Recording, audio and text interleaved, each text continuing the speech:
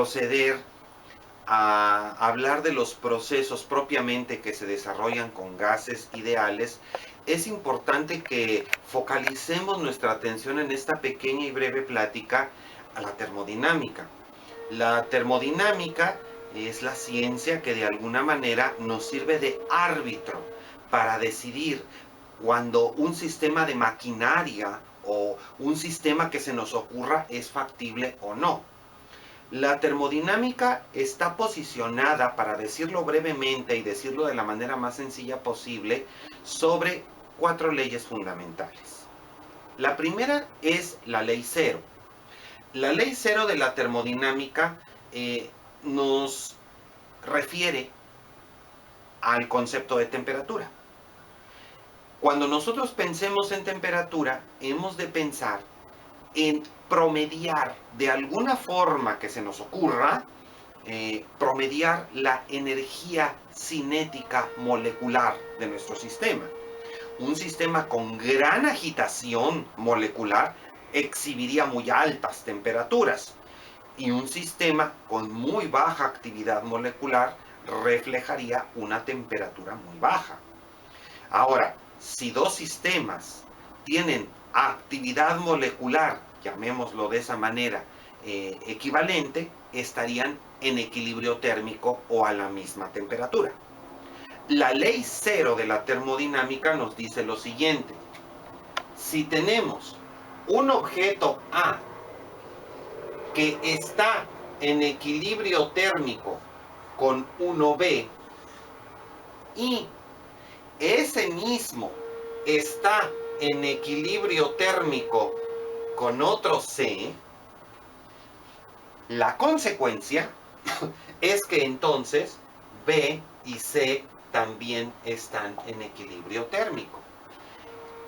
¿En qué nos ayuda esto? Bueno, si yo establezco que este objeto, antes de decir que hay equilibrio térmico, o haciéndolo a un lado, hablo de que este es un instrumento de medición al cual voy a llamar termómetro, su condición de equilibrio térmico con cualquier otro me va a establecer entonces la posibilidad de ejercer alguna medida. Entonces, podríamos decir legítimamente, la ley cero de la termodinámica: dos cuerpos en equilibrio termodinámico con un tercero están en equilibrio térmico entre sí. Esa sería la ley fundamental de la termometría.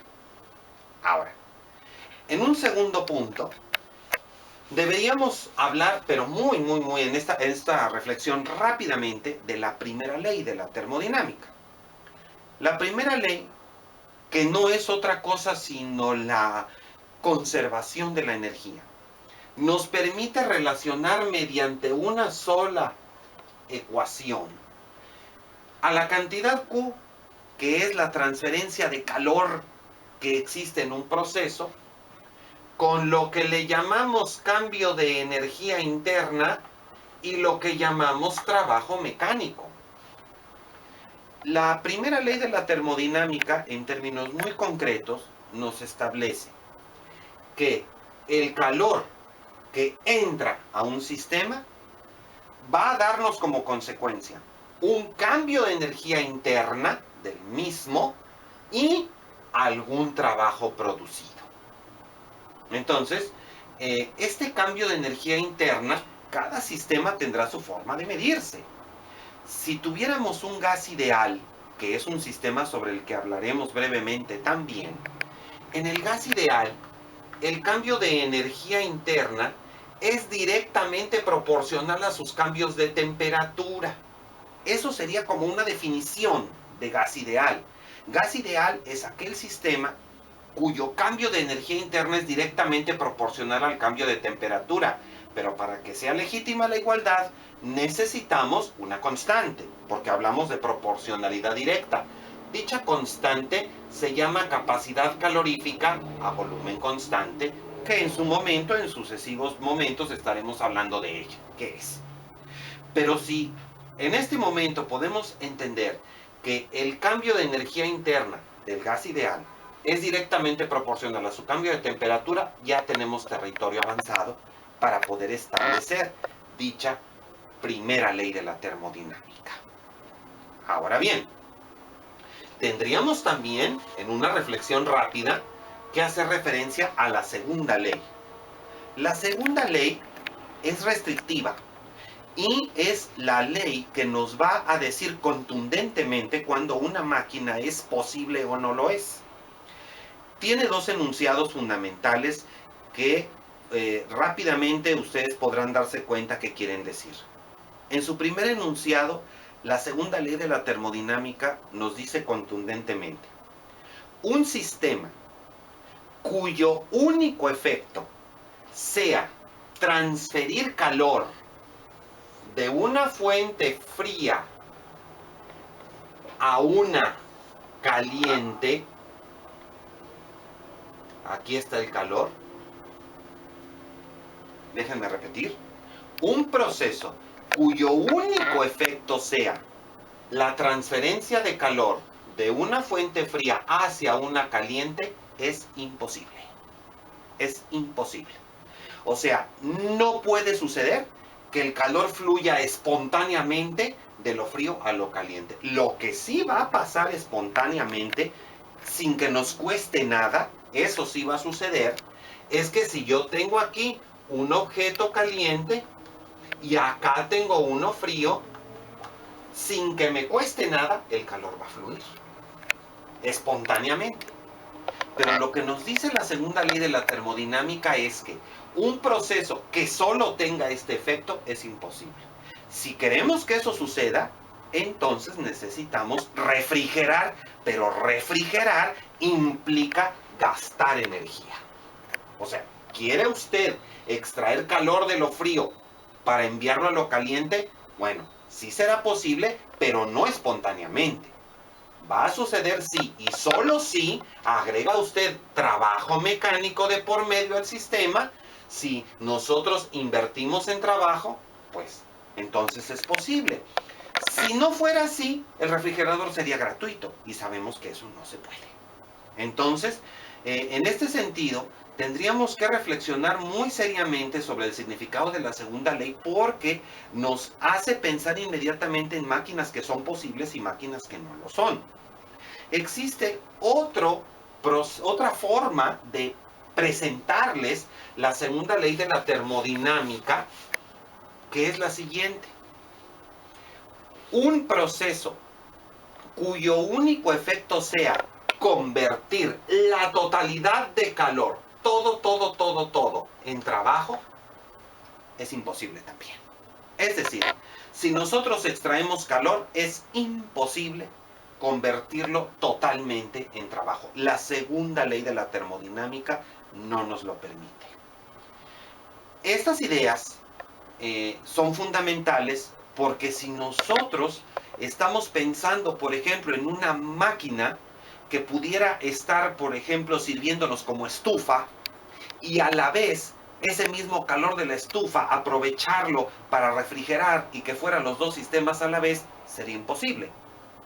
O sería más imposible algo tan absurdo como decir, si voy a subir una loma con mi coche, bueno, pues evidentemente el indicador de la gasolina va a decaer, voy a gastar gasolina.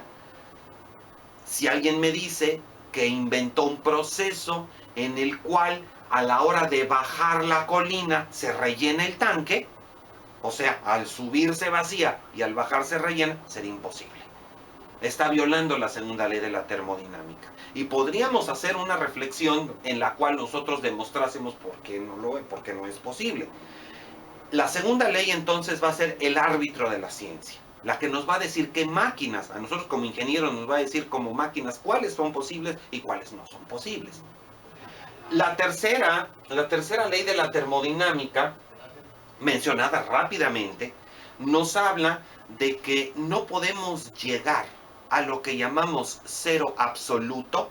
Recordemos, la temperatura absoluta en el sistema internacional son centígrados menos 200 más 273. Más 273.